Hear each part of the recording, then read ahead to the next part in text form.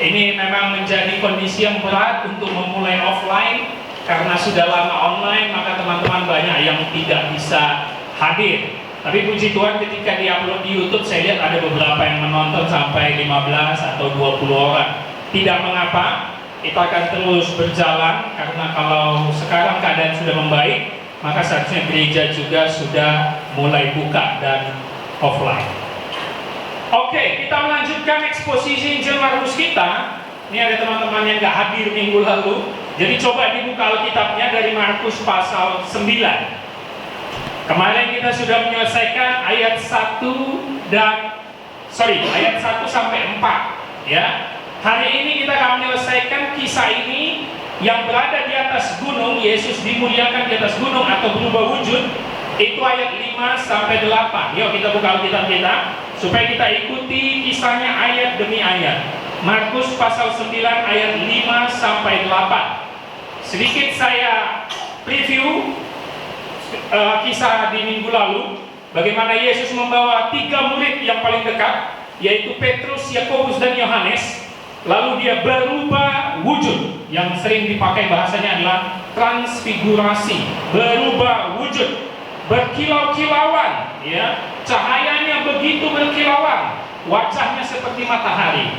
Lalu muncul 2 orang terbesar dari perjanjian lama, Musa dan Elia, sedang berbicara kepada dia. Apa yang mereka percarakan di atas gunung? Bahwa kepergian Yesus harus mati di Yerusalem. Dan minggu lalu saya beritahu bahwa ini kisah untuk menegur Petrus, yang di pasal 8-nya malah memarahi Yesus kalau dia akan mati dan menderita. Petrus mengaku Yesus adalah Mesias, tetapi dia tidak siap Yesus mati dan menderita ke Yerusalem. Nah, sekarang kita lanjut ayat 5-nya. Mari kita lihat Markus pasal 9 ayat 5, dan ini menjadi pertanyaan untuk rekan-rekan minggu lalu, ya kan? Dan ini dia jawabannya akan kita temui. Yuk kita baca sama-sama Markus pasal 9 ayat 5. 1, 2 ya. Kata Petrus kepada Yesus, "Rabi, betapa bahagianya kami berada di tempat ini. Baiklah kami dirikan 3 kemah, 1 untuk engkau, 1 untuk Musa, 1 untuk Elia." Sudah ada yang tahu jawabannya? Dari mana Petrus mengenali itu Musa dan Elia? Tolong tahu. Kok bisa Petrus kenal di atas gunung itu ada Musa dan Elia? Mereka itu kan berjarak ratusan tahun. Kok bisa kenal? Dulu kan gak ada foto. Timothy tahu? Elia tahu? Romi tahu? Yesus yang kenal kan? Yesus yang kenal kan, tapi tidak dicatat Alkitab. Bisa gitu ya? Bisa aja, nggak apa-apa. Walaupun Alkitab tidak mencatat dan 3 Injil tidak mencatat. Kita coret foto dan lukisan tidak mungkin. Kalaupun ada karya orang yang jago melukis dulu, tidak mungkin persis Petrus tahu itu Musa dan Elia. Jawaban Romi, Yesus memberitahu tapi tidak dicatat Alkitab. Kemungkinannya ada, tetapi karena semua tidak mencatat, maka agak diragukan, ya kan? Atau Petrus menebak langsung karena peristiwanya sama di atas gunung. Di perjanjian lama, kisah 2 orang yang di atas gunung itu hanya Musa dan Elia. Jadi dia mungkin menebak, ini pasti Musa dan Elia. Masuk akal?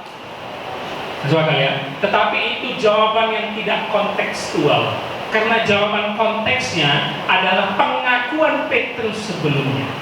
Sewaktu Petrus memberitahu Yesus adalah Mesias, apa jawaban Yesus? Kalau kalian sudah pernah baca di Injil Markus nggak ada. Jawaban Yesus ada di Injil Matius. "Berbahagialah kau Simon anak Yohanes, karena yang menyatakan kepadamu bukan manusia melainkan siapa? Bapa di surga." Nanti buka di Injil Matius, Matius pasal 16 ayat 17. Itu pengakuan Petrus kepada Yesus bahwa dia adalah Mesias. Yang menyatakannya siapa? Bapakku di surga. Berarti sesuai konteks ketika mereka naik gunung setelah peristiwa itu, yang menyatakan Musa dan Elia adalah Bapa di surga kepada Petrus. Nah itu dia ya, jawaban kontekstualnya ya. Jadi memang Petrus diilhamkan langsung, diilhami oleh Bapa di surga untuk melihat Musa dan Elia. Oke, coba kita lanjutkan di ayat ke-5 ini. Kita sudah melihat bahwa dia berkata apa? Betapa bahagianya, katanya. Betapa bahagianya kami di tempat ini. Rabi, dirikan 3 kemah, 1 untuk engkau, 1 untuk Musa, 1 untuk Elia. Kenapa Petrus mau mendirikan 3 kemah? Karena dia merasa, wow, ini pemandangan yang luar biasa. Ini bagaikan kerajaan surga yang turun ke bumi. Karena ada Musa dan Elia, maka sudah selainnya kita di atas ini saja mendirikan kemah. Kalau bahasa Perjanjian namanya apa? Tabernakel. Sudah, cukup kita di sini. Kita tidak perlu kemana-mana lagi. Makanya dikatakannya betapa berbahagianya. Tetapi dari konteks historis, teman-teman perlu tahu ini. Kenapa Petrus begitu bahagia? Karena sesuai historis dan pendapat para ahli, peristiwa perubahan wujud Yesus di atas gunung 6 bulan sebelum Paskah. Paskahnya Perjanjian Lama ya. 6 bulan sebelum peristiwa Passover atau Paskah. Dan pada momen itu akan dirayakan yang namanya Pesta Tabernakel. Makanya dibilangnya kita dirikan 3 kemah. Jadi ini tepat peristiwa 6 bulan sebelum Paskah. Dan kita semua tahu peristiwa Passover di Perjanjian Lama apa? Musa membawa bangsa Israel keluar dari Mesir lewat tulah ke-10 apa? Kematian Asyur. Itu kan maknanya. Penjajahan 430 tahun Israel berakhir di Passover. Jadi tahu nggak maksudnya apa? Kenapa dia bahagia? Ini dia nih momen nih. 3 hero kita udah kumpul. Romawi nggak akan berkutik karena ini tepat 6 bulan sama peristiwa Perjanjian Lama. Kita akan dibebaskan dari penjajahan. Itu konteks historis yang ada di Alkitab. Bayangkan Petrus memiliki pemahaman seperti itu, bahwa sudah ada 3 jagoan, Yesus yang sudah berubah wujud, Musa nabi terbesar, dan juga Elia sebagai nabi yang terkenal memberantas orang-orang nabi palsu di Perjanjian Lama. Betapa berbahagianya. Kita dirikan 3 tabernakel, nggak perlu lagi lama-lama. Kita sudah punya jagoan. Ini kerajaan surga yang turun di atas gunung. Orang-orang hebat. Ingat minggu lalu saya katakan kedua orang yang memiliki kesamaan, Musa dan Elia. Apa? Tolong. Kesamaan mereka apa? Bukan sama-sama nabi, itu udah tahu. Sama-sama tidak mati. Elia pergi kan naik kereta kan? Kereta kuda berapi kan? Musa juga tidak. Jadi Petrus memikirkan bahwa ini dia momen terbaik. Musa dan Elia saja turun dari surga. Sudah selainnya kita mendirikan kemah di atas gunung. Betapa bahagia. Tetapi karena kita tahu Petrus ini orang yang asal ngomong, kalau bahasa kita itu secara mental dan psikologi sanguin, asal ngomong, gak pernah mikir. Makanya lihat ayat 6. Kita lanjutkan ayat 6-nya. Ia berkata demikian apa? Sebab tidak tahu apa yang harus dikatakannya karena mereka sebenarnya dia hanya menghibur diri. Dia sangat ketakutan. Dia hanya ngomong spontan bahagia, walaupun dia punya pikiran bahwa 3 jagoan sudah berkumpul di atas gunung. Tetapi yang terjadi, Petrus, Yakobus, dan Yohanes, ingat hanya 3 murid ya, mereka sangat ketakutan. Wajar? Wajar. Kenapa? Setiap Allah datang dan Yesus berubah wujud, bertransfigurasi di sini untuk menunjukkan dia Mesias dan Allah, maka setiap orang yang berada di dekatnya akan merasa ketakutan. Ini teringat kita dengan peristiwa ketika Allah menjumpai umat Israel dan Musa, maka dikatakan Alkitab apa? Umat Israel sangat ketakutan. Allah yang kudus datang menghampiri umatnya yang tidak kudus, makanya sangat ketakutan. Bayangkan dari ayat 5 ada kalimat Petrus, betapa berbahagianya, langsung berubah di ayat ke-6, sangat ketakutan. Petrus memang selalu ngomong duluan, tapi tidak pernah mikir. Dia udah salah di pasal sebelumnya, ngaku Yesus adalah Mesias, tapi dia malah marahi Yesus ketika Yesus bilang anak manusia harus menderita. Dan sekarang dia pun ngomong asal, dan mereka sangat ketakutan. Petrus dan murid-murid diliputi rasa bimbang yang tidak jelas. Bahagia karena melihat cahaya kemuliaan Yesus yang berubah, tetapi sangat ketakutan juga dengan cahaya kemuliaan tersebut. Kalau bisa kita ambil sejenak, apa poin yang bisa kita lihat? kalian itu beribadah, kalian itu baca Alkitab, kalian itu berdoa, ketakutan atau bahagia? Tolong kalau beribadah itu bahagia, bahagia. Tapi ada rasa takut. Ada, bagus. Jangan sampai sekarang umat Tuhan bahagia, loncat-loncat, tepuk-tepuk tangan beribadah, tapi nggak ada lagi rasa takut dan gentar. Kemarin saya sama istri tahu nggak nonton di Facebook video, nggak tahu itu betul atau nggak, yang diupload oleh salah satu akun. Itu kejadiannya Natal ya, Natal Gemim, Natal atau Paskah. Mereka pakai cerobong asap, anak muda nyanyi-nyanyi di depan. Cerobong kayak SOS itu, tau nggak, manggil orang warna-warni gitu di dalam gereja. Bayangkan, sampai joget-joget. Ini tidak memiliki rasa takut dan gentar lagi di hadapan Tuhan. Allah di perjanjian lama menampakkan diri, umat Israel ketakutan. Yesus berubah wujud di depan Musa dan Elia, ketiga murid ketakutan. Jangan sampai kita memuji Tuhan, tapi kita kebablasan. Kita bahagia pasti memuji Tuhan, tetapi pasti harus ada rasa ketakutan. Kenapa? Seperti yang saya katakan tadi, Dia kudus, kita tidak kudus. Makanya kita merasa takut dan gentar. Mari kita lihat ayat ke-7, teman-teman. Coba, saya ingin mengajak teman-teman membacanya bersama. Ayat 7 ini penting. 1, 2 ya. Maka datanglah awan menaungi mereka, dan dari dalam awan itu terdengar suara, inilah anak yang kukasihi. Apa? Oh, ini luar biasa. Coba yang pertama, kita fokus kayak 7 ini ya. Pertama, garis bawahi kalimat datanglah awan menaungi mereka. Lagi-lagi, Markus ini selalu mengambil kisah perjanjian lama. Sama seperti Allah menunjukkan dirinya datang dalam awan kepada Musa dan umat Israel. Teman-teman bisa baca itu di perjanjian lama. Bentuk Allah itu bisa berubah-ubah. Kadang awan, kadang angin, kadang api. Ini adalah tipologi kedatangan Allah dalam perjanjian lama. Dia datang dalam bentuk awan kepada Musa. Waktu tabernakel Musa selesai dibuat, tahu ya, tabernakel Musa itu kemah Musa yang ada pelataran, ruang kudus, ruang maha kudus. Nah, itu harus hafal kalian ya. Saya sudah pernah upload di YouTube Hanya Alkitab, namanya Teologi Tabernakel. Waktu itu sudah diresmikan, waktu itu sudah ditahbiskan, awan Allah juga datang menghampiri tabernakel yang sudah dibangun. Begitu juga ketika tabernakel hilang, digantikan dengan apa?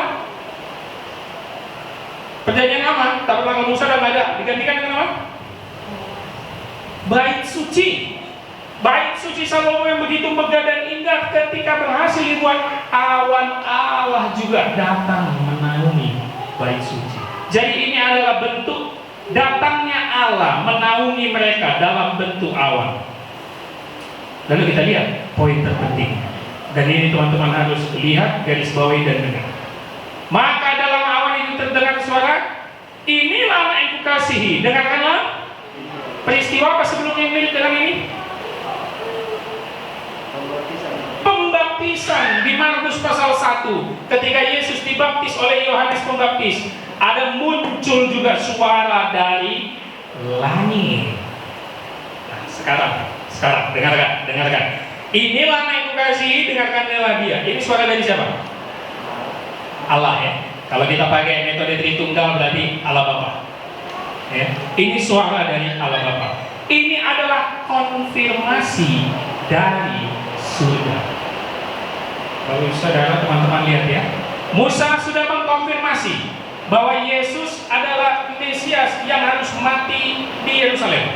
Begitu juga Elia, dua nabi terbesar di Israel perjanjian lama, mengkonfirmasi Yesus adalah Mesias. Sekarang muncul konfirmasi pihak ketiga langsung dari Allah di surga. Luar biasa sekali.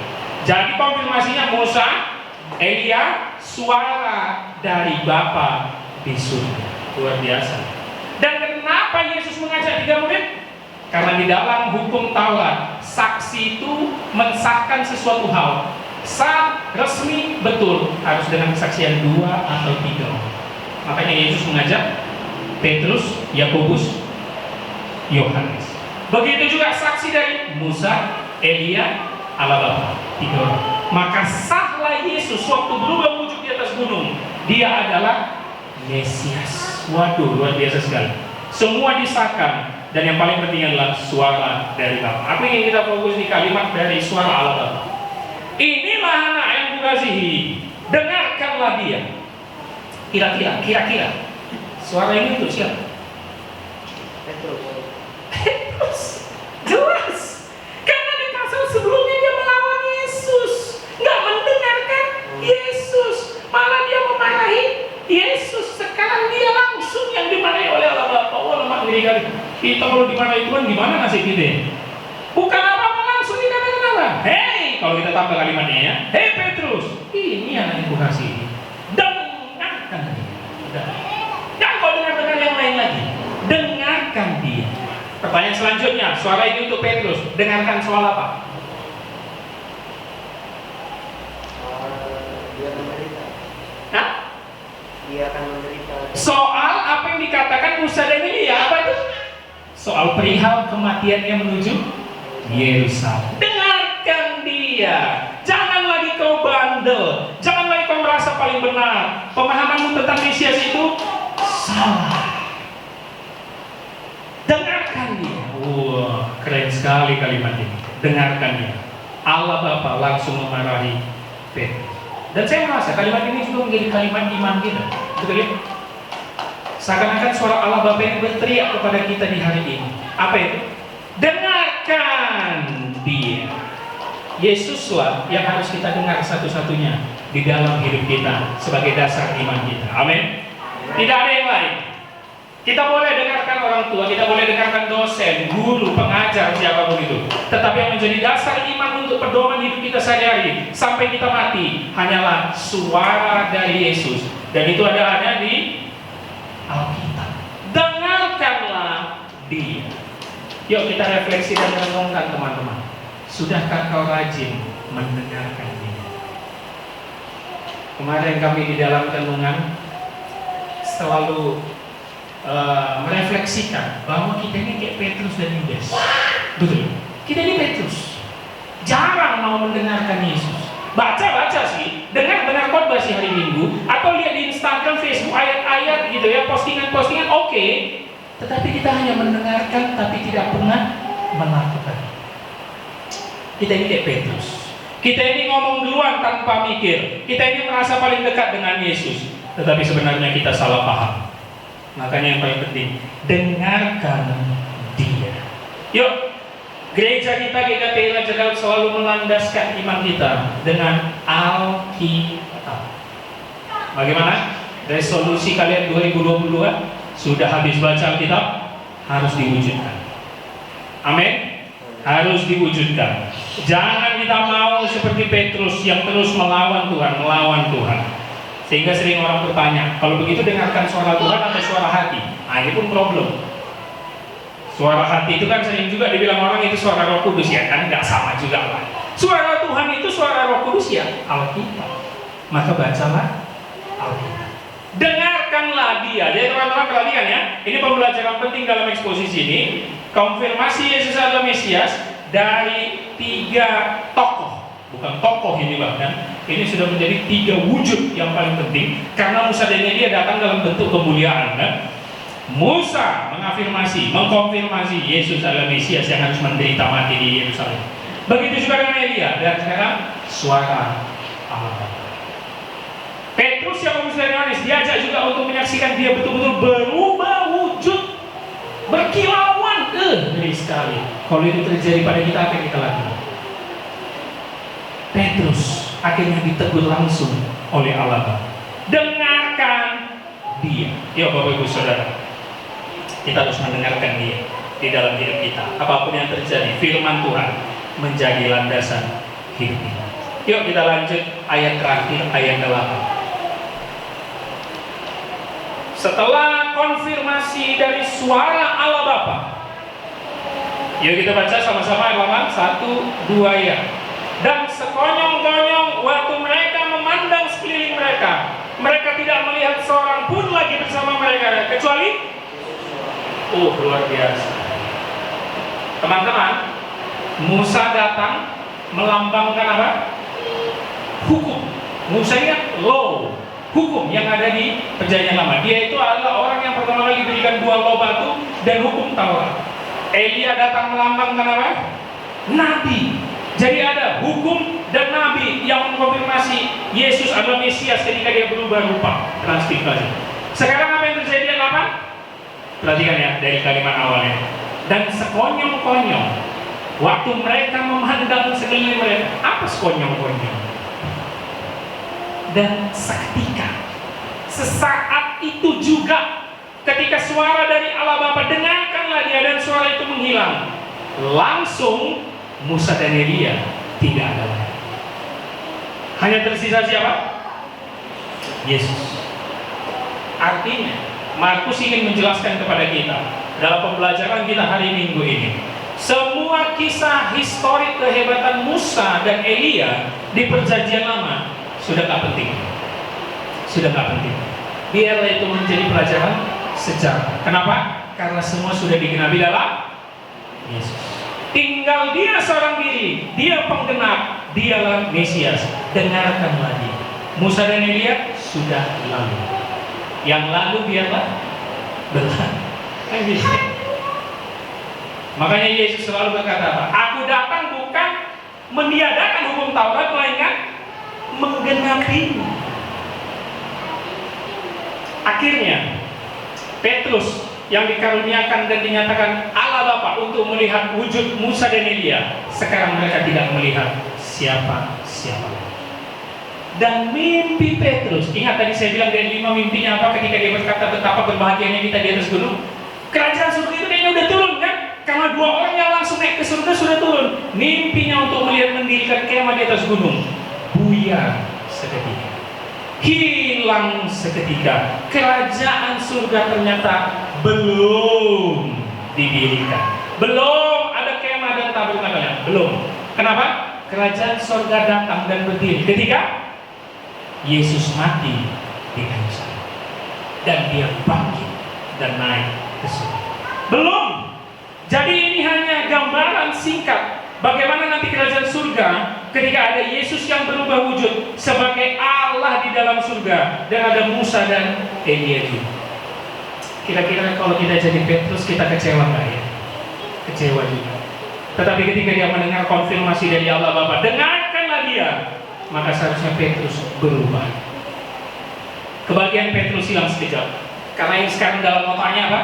Ya, kita harus menuju Yerusalem. Ya, Petrus memikirkan, masa guru kita yang hebat ini akan mati sih? Menderita di tangan tua-tua ahli Taurat? Ya, kita menuju Yerusalem. Padahal udah bahagia kali kita di atas gunung ini. Ngapain sih lagi turun? Petrus harapannya pun mulai hilang. Tapi itulah Mesias, Bapak Ibu Saudara. Kalau engkau mengaku pengikut Yesus, kalau engkau mempercayai Yesus adalah Tuhan, kalau kau yakin dia adalah Mesias, penggenap dari semua hukum yang ada di Perjanjian Lama, maka ikutilah dia untuk berkorban dan menderita. Ini selalu kita kumandangkan untuk melawan teologi kemakmuran yang selalu mengatakan ikut Yesus enak, ikut Yesus bahagia, ikut Yesus makin kaya. Enggak. Ikut Yesus, kita ikut menderita di dalamnya. Ini hal yang penting untuk kita pelajari. Konfirmasi Petrus dinyatakan Allah Bapa untuk melihat wujud Musa dan Elia, lalu konfirmasi Musa dan Elia untuk menyatakan Yesus Mesias, dan konfirmasi ketiga untuk menyatakan itu sah, stempel, materai. 10.000 ya sekarang ya, bukan 6.000. Materai 10.000. Yesus adalah Mesias. Pertanyaan saya, setelah peristiwa ini, Petrus betul-betul pulih atau belum? Tolong tahu dari mana belum? Ternyata ya udah deh, mungkin dia turun sambil kayak orang Indonesia itu emosi, garuk-garuk. Udah deh, turun. Enggak jadi kan? Tapi dalam hatinya, masa sih? Gak mungkin. Mungkin tengah jalan Yesus berubah nih. Kita akan menang nih lawan Romawi, mungkin nih. Ditangkap umpamanya. Yesus pun ditangkap gini dong. Ini nggak melawan, dicambuk hancur badannya gini dong. Nggak ada melawan. Makanya dia menyangkal 3 kali. Ternyata dia belum paham. Dan inilah juga kita umat Tuhan, orang-orang Kristen di zaman sekarang. Gampang sekali memandangkan Yesus adalah Tuhan Yesus Mesias, percaya Tuhan ke gereja setiap hari Minggu, tetapi kita tidak betul-betul mengimani Dia. Pertanyaan selanjutnya, ketika Yesus mati, bangkit, Petrus sudah pulih? Belum juga. Gila ya. Jadi apa ya? Kita ini kadang merasa diri kita berdosa ya. Tiap hari kita buat dosa. Mungkin kita bebal, emosian. Ternyata tokoh Alkitabnya ada yang kayak kita itu. Petrus. Belum juga kan? Dia masih sibuk mencari kerja nelayan, masih ikat sampai teman-temannya pun ikut juga. Pertanyaan selanjutnya. Setelah Yesus naik ke surga, Roh Kudus tercurah, Petrus pulih. Tahu dari mana pulihnya? Yang pertama tentu khotbah Petrus di loteng Pentakosta Yerusalem kan, menobatkan 3.000 orang. Ternyata kepulihan Petrus dalam konteks yang kita baca ini tentang berubah wujud Yesus di atas gunung, betul-betul dicatatnya di suratnya. Teman-teman kalau mau sedikit sibuk, yuk kita buka 2 Petrus pasal 1 ayat 17 dan 18. Ini dia, luar biasa sekali. 2 Petrus pasal 1 ayat 17 dan 18. Sudah dapat? Kita baca sama-sama. 1, 2 ya. Kami menyaksikan bagaimana ia menerima kehormatan dan kemuliaan dari Allah Bapa ketika datang kepadanya suara dari Yang Maha Mulia yang mengatakan apa? Inilah anak yang kukasihi, kepadanya lagu. Lanjut ayat 18. Suara itu kami dengar datang dari sorga ketika kami di atas. Oh, luar biasa. Amin. Luar biasa sekali. Petrus yang sudah pulih, Petrus yang gak lagi asal ngomong, Petrus yang gak lagi pelin-pelan untuk menasehati rekan-rekan Kristen di Asia Kecil. Itu konteks penulisan surat Petrus. Dia teringat dengan kejadian yang udah dilewati itu pasti puluhan tahun ya belasan tahun mungkin. Gak mungkin iman kami mundur, gak mungkin kami menyerah, gak mungkin kami membalas kejahatan dengan kejahatan. Kenapa? Karena kami menyaksikan langsung Dia berubah wujud di atas gunung yang kudus. Ayo teman-teman, Petrus menasihatkan, jangan seperti aku. Iman kalian jangan mundur, jangan jual Yesus, jangan kalah dengan penderitaan. Maju terus karena kesaksian kami ini benar. Suatu pertobatan yang luar biasa dari Petrus. Dan ini juga yang saya ingin pesan kepada rekan-rekan dan setiap jemaat yang menonton. Mengikuti Yesus gak gampang.